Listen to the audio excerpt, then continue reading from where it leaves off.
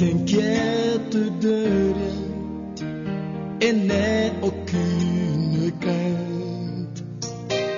La joie vient le matin, les problèmes ne durent qu'un temps.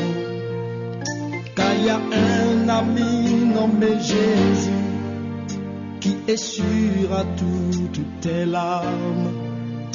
Et si nous sommes avec la vie future. Alléluia. La vie future en Jésus-Christ. La vie future en Jésus-Christ. Si nous pouvons lire rapidement le livre de Jean, chapitre 15, verset 1 à 11. Je suis le vrai cep. Je suis le vrai cep. Et mon père est le vieillot. Amen. Tout sarment qui est en moi et qui ne porte pas de fruit, il le retranche. Et tout sarment qui porte de fruit, il les monte afin qu'il porte encore plus de fruits. Déjà vous êtes purs à cause de la parole que je vous ai annoncée. Amen. Demeurez en moi et je demeurerai en vous. Comme le sarment ne peut de lui-même porter du fruit s'il ne demeure attaché au cep. Ainsi, vous ne le pouvez non plus si vous ne demeurez en moi. Alléluia. Je suis le cep. Vous êtes les sarments. Celui qui demeure en moi et en qui je demeure porte beaucoup de fruits. Car sans moi, vous ne pouvez rien faire. Alléluia. Amen. Si quelqu'un ne demeure pas en moi, il est jeté dehors. Comme le sarment. Et il sèche. Puisqu'on ramasse les sarments, on les jette au feu. Et il brûle. Alléluia. Si vous demeurez en moi et que mes paroles demeurent en vous, demandez ce que vous voudrez et cela vous sera accordé. Alléluia. Amen. Si vous portez beaucoup de fruits, c'est ainsi que mon Père sera glorifié et que vous serez mes disciples. Alléluia. Comme le Père m'a aimé, je vous ai aussi aimé. Demeurez dans mon amour. Alléluia. Si vous gardez mes commandements, vous demeurerez dans mon amour. De même que j'ai gardé les commandements de mon Père et que je demeure dans son amour. Alléluia. Je vous ai dit ces choses afin que ma joie soit en vous et que votre joie soit parfaite. Que Dieu bénisse sa parole. Tel qu'il a été béni. Dis Amen. La vie fructueuse. Alléluia. Jésus nous recommande ici de ce que nous devons porter de fruits. Alléluia. Jésus dit que c'est forcé pour nous de ce que nous devons forcément porter de fruits. Alors, pourquoi nous portons de fruits? Comment peut-on porter de fruits? Alléluia. Comment peut-on toucher à un fruit? Tel que nous sommes ce matin, chacun de nous peut être avec un fruit dans nos mains. Regardez un fruit qui est dans ma main, un fruit qui est déjà prêt à manger. Mais comment ce truc est devenu mangeable? Quelles sont les stratégies qui ont été utilisées? Quels sont les travaux qui ont été utilisés? Alléluia. Alors comment puis-je faire un jour et commencer par porter des fruits? Parce que le fruit que j'ai dans mes mains vient de quelque part. Alléluia. Alors Jésus nous a expliqué le système facilement. Alléluia. Amen. Porter des fruits. Il faut trois choses pour toucher à un fruit. Avant tout ce que vous pouvez toucher à un fruit, il faut trois choses. Merci. Il faut trois choses avant de pouvoir toucher à un fruit. Amen. La première chose, c'est quoi? C'est vigneron. Vigneron. Alléluia. Vigneron. Amen. Mes chers, regardez-moi très bien. J'ai un arbre dans mes mains. Vous voyez? J'ai un arbre dans mes mains. Mais l'arbre là, comment l'arbre s'est retrouvé ici? Dedans, il y a du terreau dedans. D'accord? Il y a du terreau dedans. Amen. Mais qui a pris l'arbre? Et la personne a semé l'arbre ici. Parce que tant qu'il n'y a pas de l'arbre, il ne peut pas avoir de fruit. Vous êtes là? Alléluia. Donc pour que nous touchions à un fruit, nous allons commencer par le vigneron. Alléluia. Le vigneron, c'est quelqu'un qui a créé la vigne. Maintenant, dans le livre de Genèse, la Bible nous a annoncé clairement que quand Dieu a créé la terre, Dieu a ordonné aux terres de faire sortir des vignes. Des vignes. Vous voyez? Donc, Dieu est le chef de vigne. Donc, le vigneron, c'est Dieu qui est le vigneron. Merci. Et c'est ça que Jésus a dit. Il dit, je suis le cep. Et mon Père est le vigneron. Donc, tout fruit que nous avons dans nos mains, avant que nous ne touchions à un fruit, nous devons comprendre que c'est l'arbre sur laquelle nous avons trouvé des fruits. À un créateur. Vous êtes là. Ce arbre a un créateur. Alléluia. Donc Jésus nous a expliqué que avant de ce que nous ne touchons à un fruit, il nous faut connaître le chef, c'est-à-dire le vigneron. Celui à qui appartient l'arbre. Qui a semé l'arbre. Qui est celui qui a semé l'arbre. Mais comment vous vous êtes retrouvé sous un arbre? Et vous ne connaissez pas le propriétaire de l'arbre. Et vous êtes monté sur l'arbre. On va vous arrêter. On va vous frapper. On peut vous emprisonner. Ou on peut vous tuer. Pourquoi? Parce que vous n'êtes pas le vigneron. Vous n'êtes pas le vigneron. Alléluia. Donc, avant que ce que nous ne touchons à un fruit, nous devons connaître le vigneron. Merci. Qui est le chef de l'arbre. Deuxième chose, pour pouvoir toucher à un fruit, nous devons avoir ce qu'on appelle le vrai cep. Le vrai cep. Amen. Pourquoi? Parce qu'il y a des cèpes et il y a aussi le vrai cep.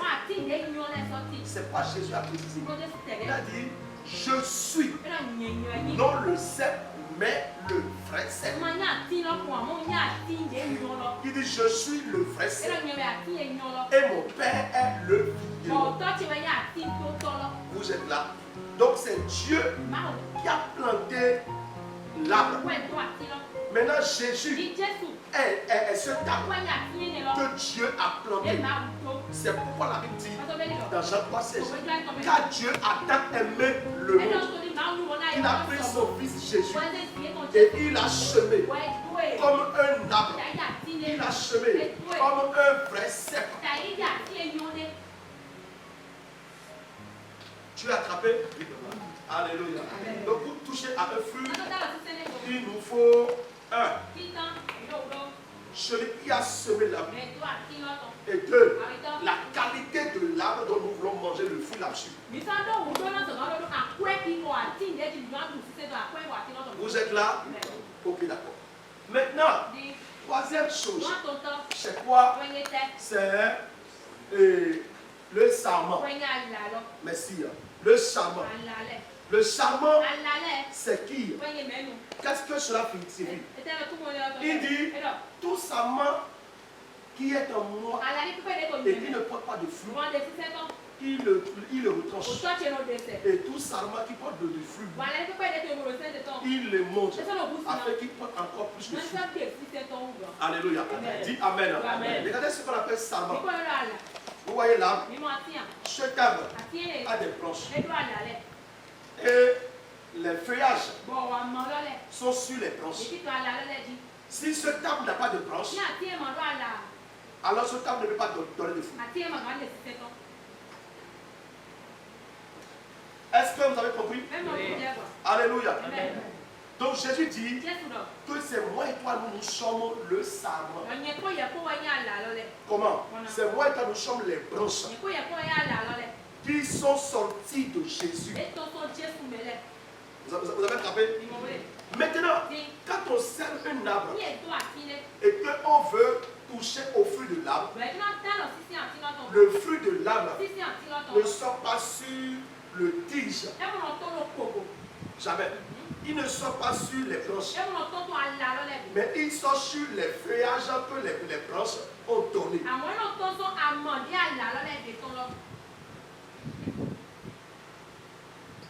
Est-ce que tu as attrapé? Amen. Donc Dieu est le chemin.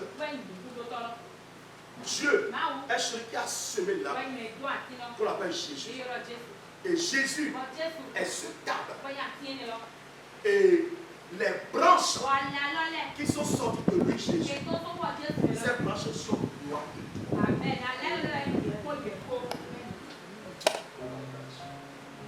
Regardez comment cette église est bénie.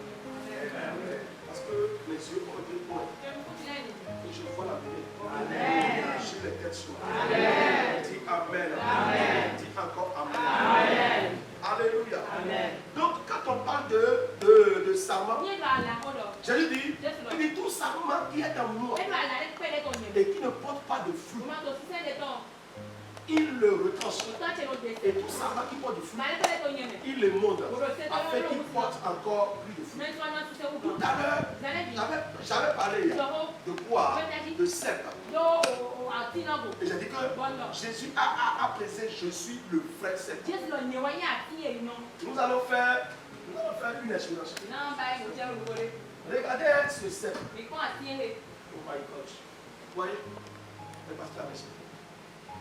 Voyez? Regardez comment ce cèpe est joli. Ce cèpe est très joli. Et si nous prenons les deux, ce cèpe est l'original. Et ceci est le faux.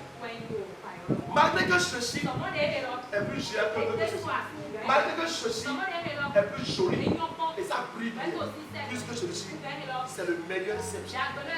Pourquoi? Parce que ce cèpe ne peut pas porter de fruits. Mais ce cèpe peut porter de fruits.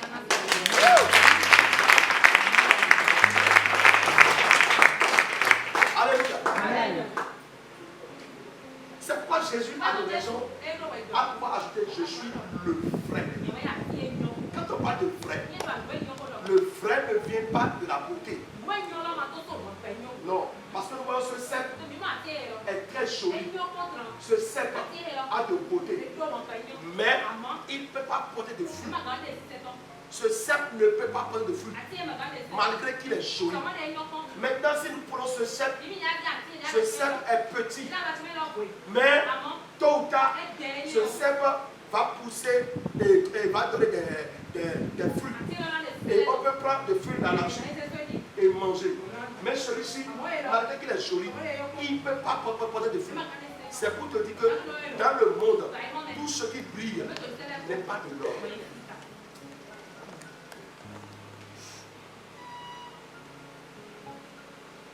Maintenant, ici, pourquoi ce cèpe doit donner de fruits et ce cèpe ne doit pas donner de fruits?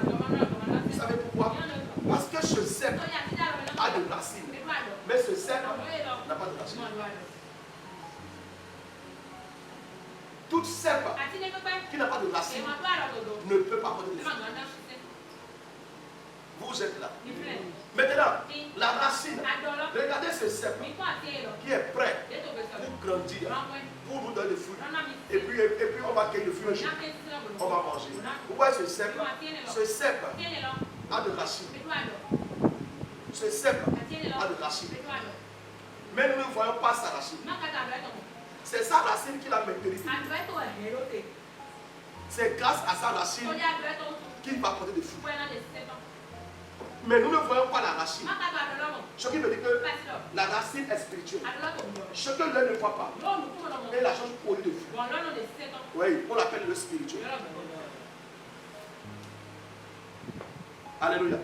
Ce qui va faire de ce que ce cep nous donne beaucoup de fruits, c'est quand ce cep va pousser de racines et être chaud sous terre. Là maintenant, vous allez voir que ces branches vont commencer par produire de fruits. Mais si ce cep n'a pas de racines, il ne peut pas produire de fruits. Alors la racine, c'est le spirituel. Maintenant, ce cep peut faire 100 ans. Il va demeurer toujours le même. C'est ça qu'on appelle la stérilité. La stérilité. Parce qu'il n'a pas de racines pour porter de fruits. Dans 100 ans, il ne peut pas porter de fruits.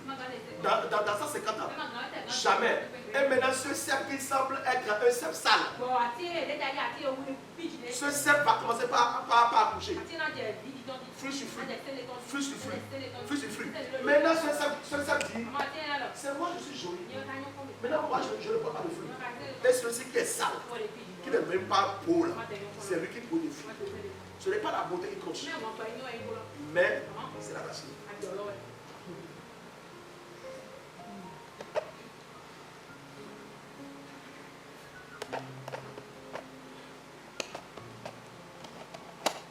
Pardon, lève-toi. Et tu as fait cette prière. Tu as dit, Seigneur, touche la racine de ma vie. Touche la racine de ma vie. On a pris ce matin.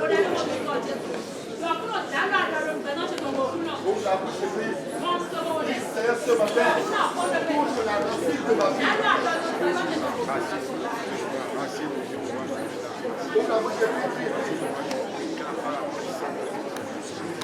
Seigneur, ce matin, touche la racine de ma vie.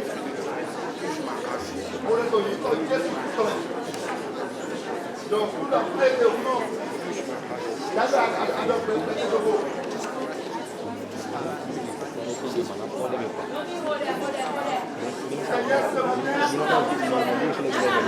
Au nom de Jésus, amen. Maintenant, asseyons-nous. Nous allons lire le verset 5. Mes chers, s'il vous plaît, suivez-moi aujourd'hui attentivement, d'accord? Jésus dit, ça y est, il dit, je suis le cep. Je suis le cep. Vous êtes les branches. Vous êtes là. Il dit, celui qui demeure en moi et en qui je demeure porte beaucoup de fruits. Car sans moi, vous ne pouvez rien faire.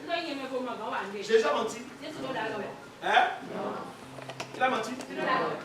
Voilà. Merci beaucoup. Il a dit, c'est moi, je suis l'arbre. Maintenant, l'arbre ne peut pas porter de fruits si l'arbre ne pousse pas des branches. Maintenant, il dit, c'est vous, vous êtes les branches. Il dit, toute branche qui n'est pas restée collée à moi, l'arbre, toute branche dont moi aussi Jésus, je suis avec lui, ne peut pas du tout porter de fruits. Maintenant, nous allons faire une expérience. Regardez le cep. Et Jésus dit que si la branche n'est pas avec lui, maintenant regardez une branche que nous espérons voir un fruit. Maintenant la branche, nous l'avons coupée.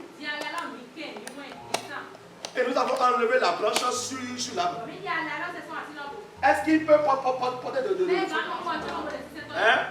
Alors Jésus est en train de dire que c'est lui, Jésus. C'est lui qui est celui qui va te donner ce que tu veux.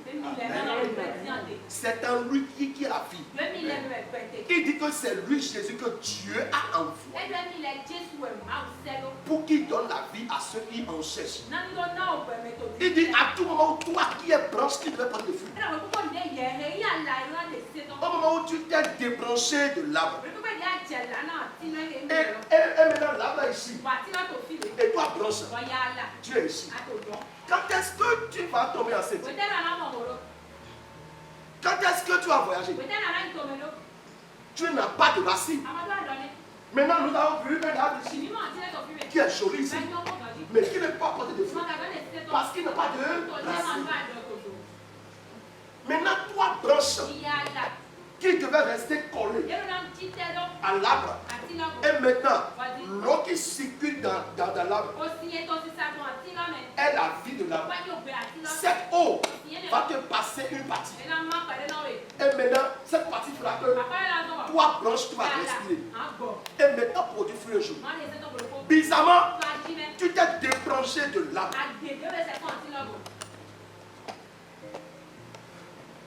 Tu ne peux jamais porter de fruit.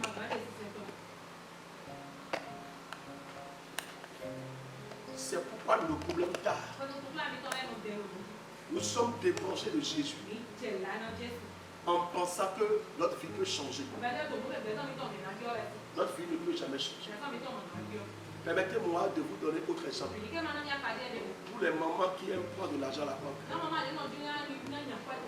Vous allez constater que avant que vous alliez à la banque a des inspecteurs. C'est ça, non? Les inspecteurs, ou bien. Et c'est eux, ils font des collectes. Ce n'est pas le directeur de la banque qui vient vers vous. Mais non, ce sont les inspecteurs qui viennent vers vous, qui parlent avec vous. Maintenant, vous vous dites que vous voulez prendre de l'argent chez le directeur de la banque. Mais vous ne voulez pas composer avec celui qui l'a envoyé vers vous. Vous pouvez avoir l'argent là. Vous ne pouvez pas avoir l'argent.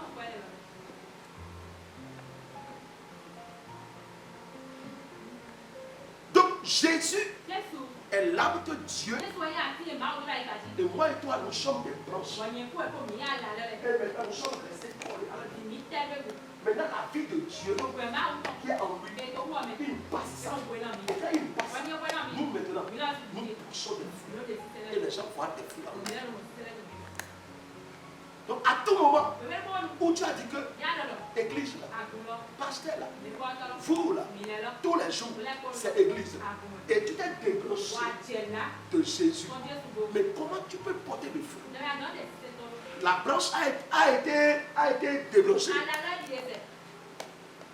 Jésus dit que, il dit si vous faites erreur et que votre vie a été débranchée de lui comme la branche s'est débranchée.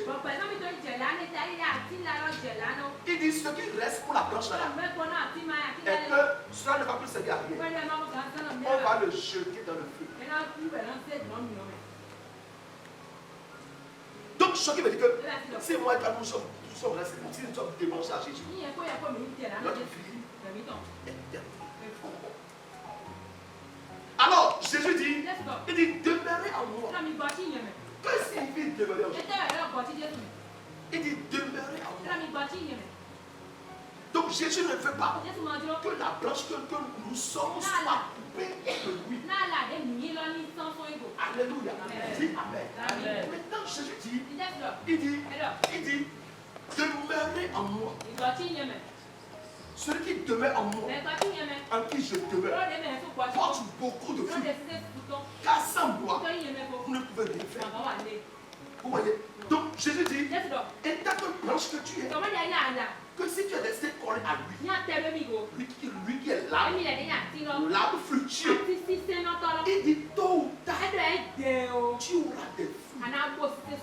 Maintenant, comment pouvons-nous demeurer en lui? C'est ça que nous allons chercher. Alléluia. Il y a plusieurs manières de pouvoir demeurer en Jésus. Mais je vais juste t'aider avec un secret. Amen. Première manière, demeurer en Christ signifie croire qu'il est le Fils de Dieu. Tu es là. C'est fini. Il suffit pour toi de dire croire. Je crois. Je crois que Jésus-Christ est le vrai Seigneur que Dieu a sauvé. Je crois que Jésus-Christ est le sauveur du monde. Je crois que Jésus-Christ est venu dans le monde pour me sauver. Donc, comme ça, tu es en train de demeurer en Jésus comme la branche qui ne doit pas être exterminée. Merci beaucoup. Alléluia. Donc Jésus dit que quand nous allons demeurer en lui, que nous allons produire beaucoup de fruits. Vous voyez? Et j'ai dit, le premier point pour demeurer en Jésus, c'est quoi? C'est dire croire que Jésus est le Fils de Dieu. Tu es là. Si quelqu'un te dit que Jésus est le fils de Joseph, dis-lui que c'est faux. Si tu dis que Jésus est le fils de Marie, dis-lui que c'est faux.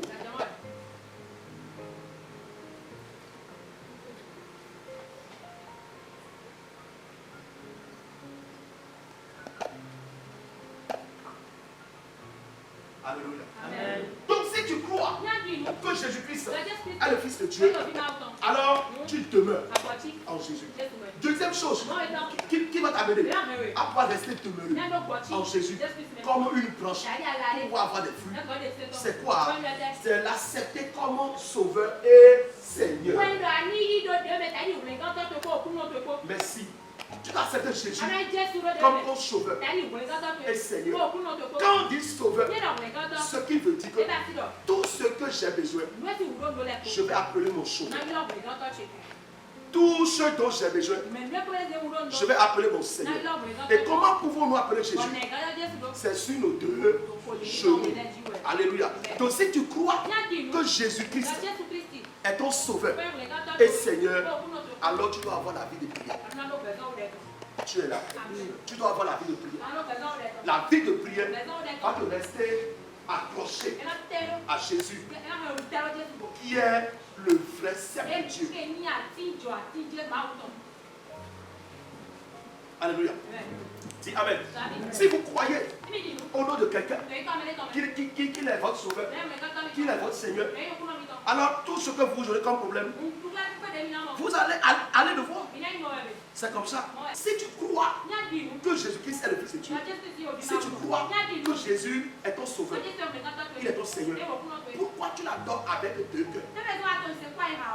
Pourquoi des fois tu cherches encore la solution ailleurs? Pourquoi rester accroché à Jésus et prendre le fruit? Il faut l'accepter en tant que ton sauveur, en tant que ton Seigneur. Si Jésus est ton sauveur, s'il est ton Seigneur, tu ne peux jamais faire le contraire de ce Jésus. Maintenant, depuis le jour où tu as commencé par faire le contraire, tu attends quel fruit en ce moment? Tu n'es plus scotché à l'arbre. Non, tu es devenu une cloche qui a été enlevée il y a longtemps. Oui, parce que ce que tu fais ne concorde pas l'eau qui circule dans ce tas. Mais non, donc toi-même facilement, tu t'es débranché de l'arbre. Maintenant, comment tu t'es débranché de l'arbre et tu dis que tu cherches le fruit? Quel fruit? Ce fruit va quitter vous. Jésus dit que si tu t'es débranché là, que tu es mort. Effectivement, ce branche maintenant que j'ai enlevé est mort. Ou bien, ouais, ce branche est mort. Donc, deuxième chose, c'est de pouvoir accepter Jésus comme ton sauveur et Seigneur. Troisième chose, oui, vas-y, troisième chose, c'est quoi? Fais ce que Dieu ordonne. Regarde ton voisin. Dis voisin. Dis fais ce que Dieu ordonne. Dis ça encore. Dis voisin. Fais ce que Dieu ordonne. Alléluia. Là, nous allons lire le verset là. Qu'est-ce que Dieu ordonne? 1 Jean 3, verset 24. 1 Jean 3, verset 24. Qu'est-ce que Dieu ordonne? 1 Jean 3, verset 24. Amen. Celui qui fait quoi? Demeure en Dieu. Mais nos frères aussi doivent tolérer nos bêtos. Et Dieu en lui. Et nous connaissons qu'il demeure en nous. Par l'esprit qui nous a donné. Donc,